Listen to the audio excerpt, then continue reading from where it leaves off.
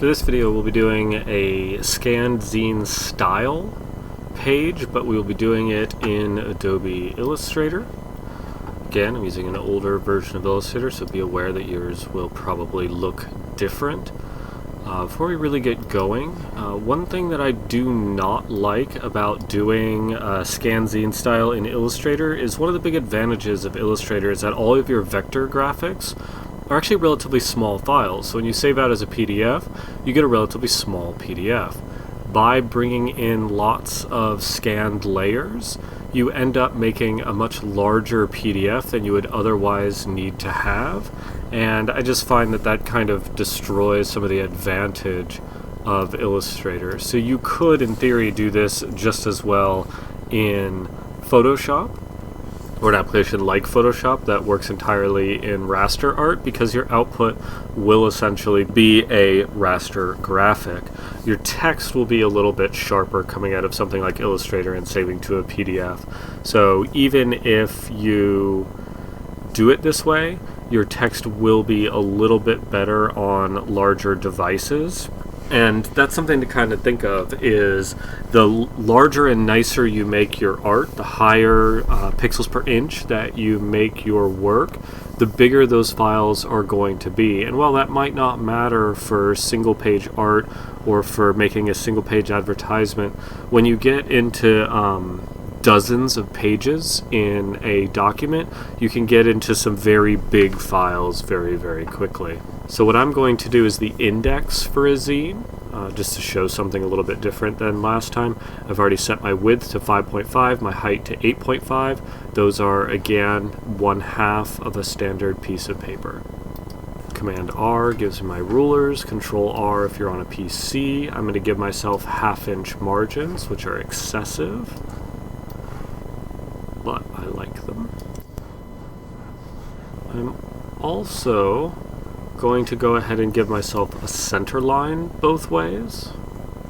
So we are at 5.5, that would be 2.5, 2 3/4 is my center line, and 8.5 gives me 4 1/4 as my center line here. Now if you notice, I have actually brought the bottom up to 3/4 of an inch to give me a little bit more weight at the bottom. So I will also bring my center line up an equivalent amount. That makes it not the center line. So I just have it there just to give myself an idea of where I'm getting towards the visual middle of the page. It is not a true center line this way, not in the same way that this one is. So this is again an index, but let's get a background going on first. So I'm going to go File, Place. One thing I would suggest, I've just put all of my photographs on, or all of my scans that I've used, you can see right here, on the desktop. You can put them wherever you like, but I would suggest just going ahead and putting them in a folder, because if you lose one of them, Illustrator will kind of freak out about having lost that piece of art, and it will not keep a full res version. So until you export the PDF, you need to know where all of these images are. So I'm going to do this. If you don't select the link, it will bring in the image, but it will make your file bigger, larger to save, and slower to save. You can see that I've scanned an 8.5 by 11 piece of paper, which is of course double the size of this, so I can choose if I want to bring my texture down, and I do. Now I can see that there's a little scruffy edge down here, so I do not want to bring that into my page.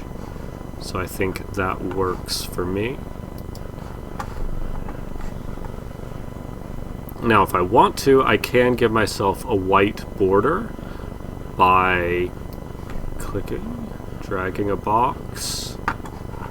Now with that, I can select that and the background image. I can right click, and with both of them selected, hit Make Clipping Mask, and that will clip my image down to just my area without the margins. Now because this is not going to have any text in it, I'm not going to worry about that. I am instead going to bring this all the way to the size of my page.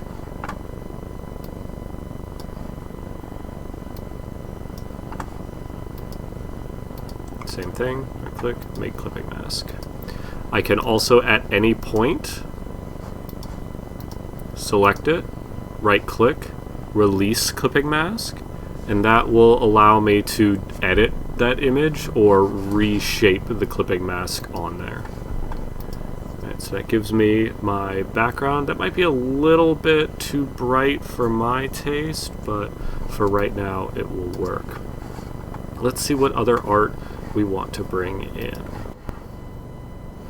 I have this image which I discussed. That is the photograph of, or that is the drawing of those cannons, and for some reason it has all these check marks on it.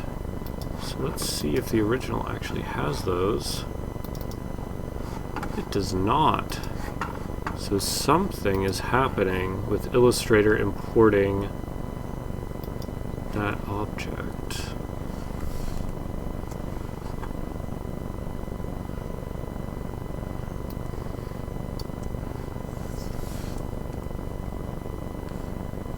Okay, so it's just a rendering issue that Illustrator is having. It's super weird though. But anyway, it looks fine when we zoom in, so we'll be okay. So what I probably want to do is, this is just a title page, or I'm sorry, this is just an index page. So I can kind of use this whole corner for other art, and I'm going to scale this down, and I'm going to put these cannons probably right about there.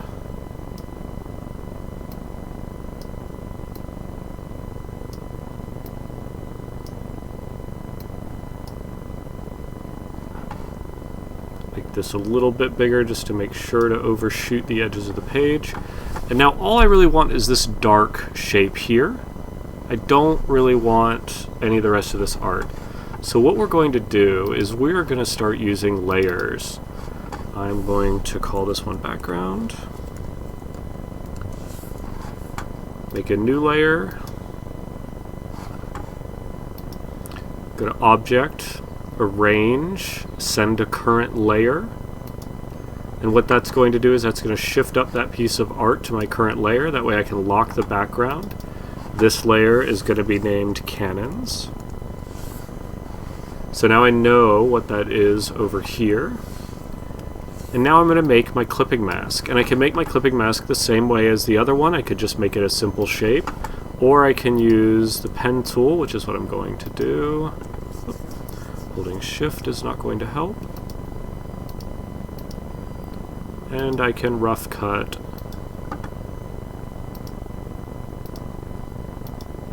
We're just pretending to be a pair of scissors right now.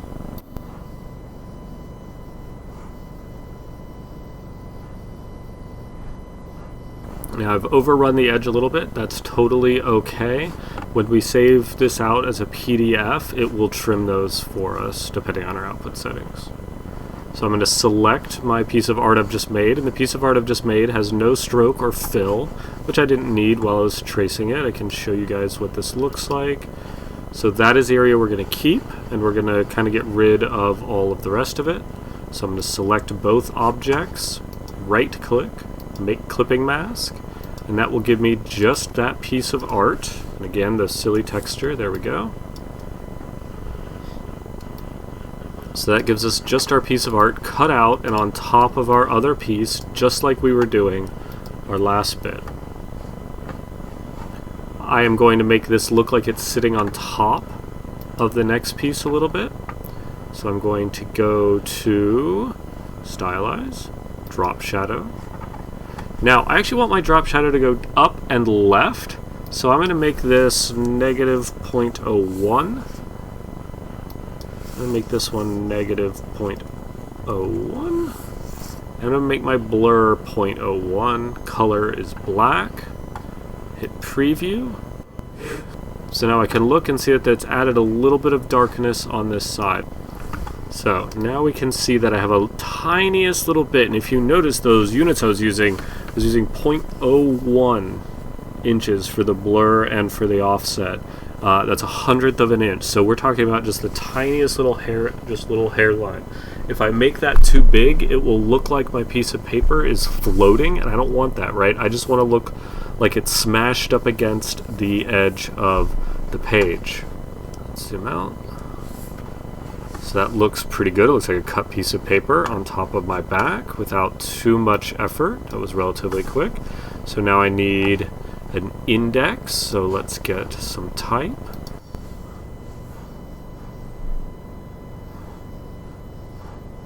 I can have my index text up here if I like. It doesn't really read down there. So yeah, let's leave it in its place.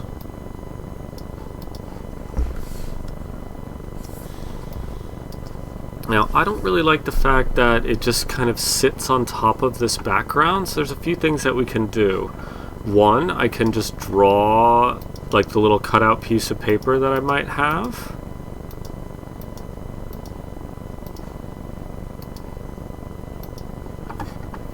And we can make that piece of paper white.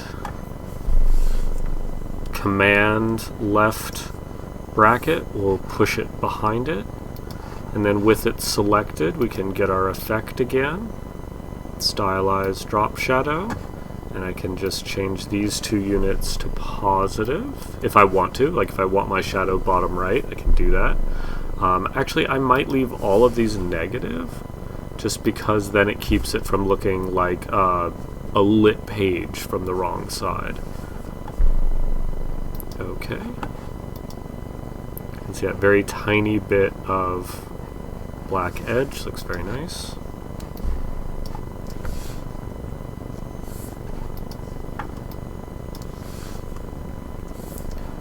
Now for an index we need a bunch of line items, so because I do not have this designed out yet, I'm just going to make them line item 1.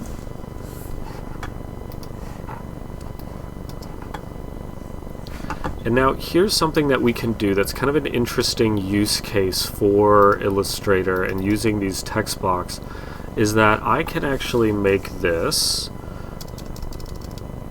I could use spaces or tabs, right? I can tab, let me actually get rid of all these spaces. I can tab across and I can say page 2. And then I can select that. Copy it, hit enter.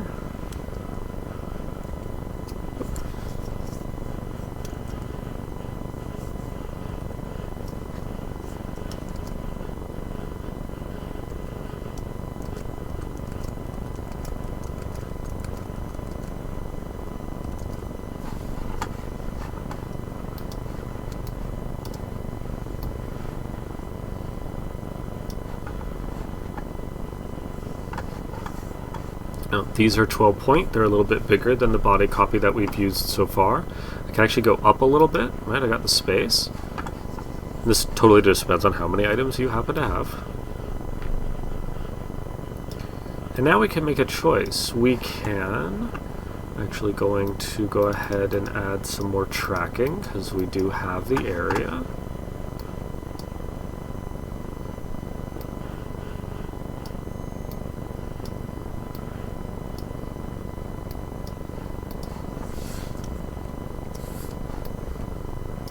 See if that looks right. See that this looks a little bit right heavy because we have this. It looks too close here.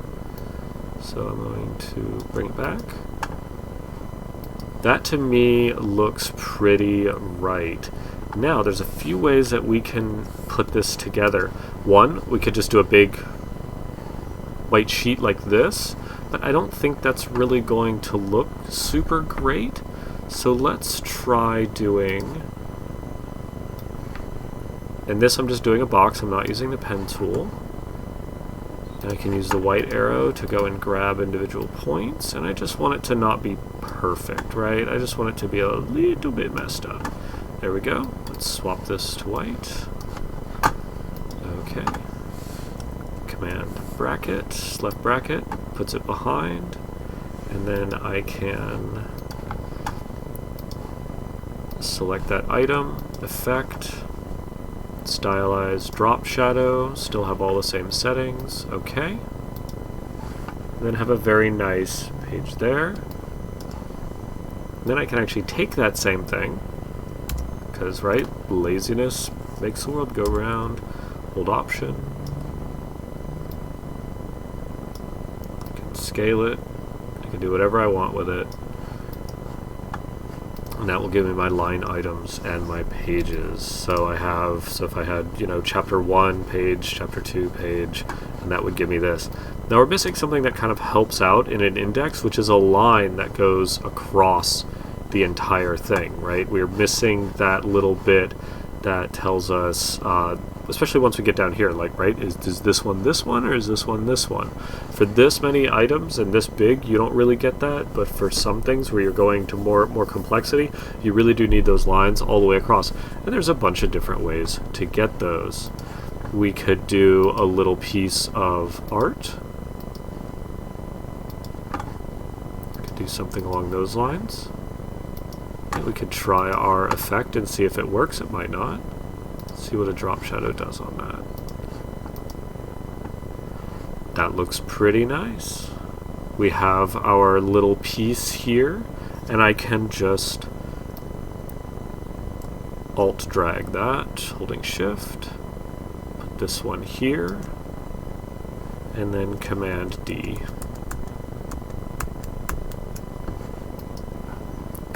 Now that gives us a very nice little thing. It is much more controlled than what we've done so far. It looks the same. It looks like a mechanical reproduction, but that's what it is. We've just made it like that. We could delete some of these. See if that helps. The fewer definitely helps it feel less mechanical. And it still helps us figure out where stuff is. So maybe that's a good option. We could also hand draw each one of those, make them different, should we want to. Alright, we have some extra space. We have the basics of what our index needs to be, right? It says index. We have our line items. We're good with that. Let's see what other art that we have. I've gone ahead and scanned all this stuff, but it might be something to actually have your scanner accessible when you're working on it. That way you can control what you're putting in. You can just go ahead and rescan something should you need it. So I scanned that original top page, and what we're going to do, since I forgot, make a new page. This is going to be, oh, I messed up. This is going to be details. Okay. This is not cannons, right? It's cannons and text boxes. And we're going to unlock it and move this page up to here by going Object, Arrange, Send to Current Layer. It's now green.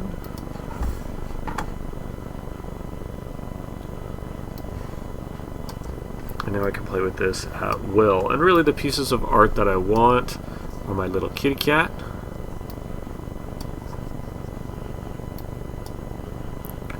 And I'm going to make a copy of this, actually. Option.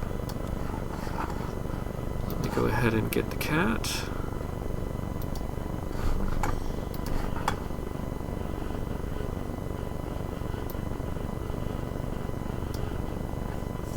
Again, that's just a rectangle tool. I could also use the pen tool, grab both objects, right click, make clipping mask. Zoom in. And I'm not going to put this cat where I want it, right? That's the cat I decided to use on all my pages. Because what I want to do is I actually want this CC BY and C on my page. So I'm going to go ahead and grab that. And I'm just grabbing it just by making a rectangle there, selecting both objects, right-clicking, make clipping mask.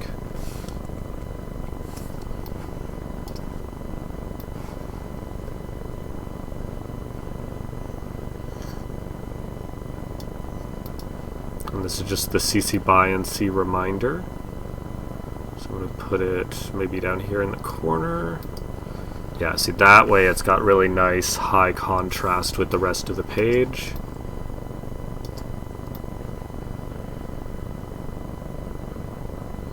Little kitty cat can go at the end of that line. Could also go top corner. I can also rescale it, right? I do not have to use this art at its original scale.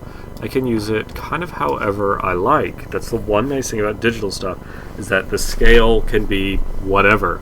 The one thing I do caution against is if you scale up too much, you can lose resolution. So do be cautious to either use at existing scale or only very slightly scaled up, or you're going to start to have issues with resolution. So I think for a simple index page, I think that shows you some of the tricks, right? We're just using the standard text tools in Illustrator. We're bringing in some text right out of the scanner. We're bringing in art out of the scanner. We're using a little bit of the drop shadow to make it feel like it's put together in the way that we've been putting things together.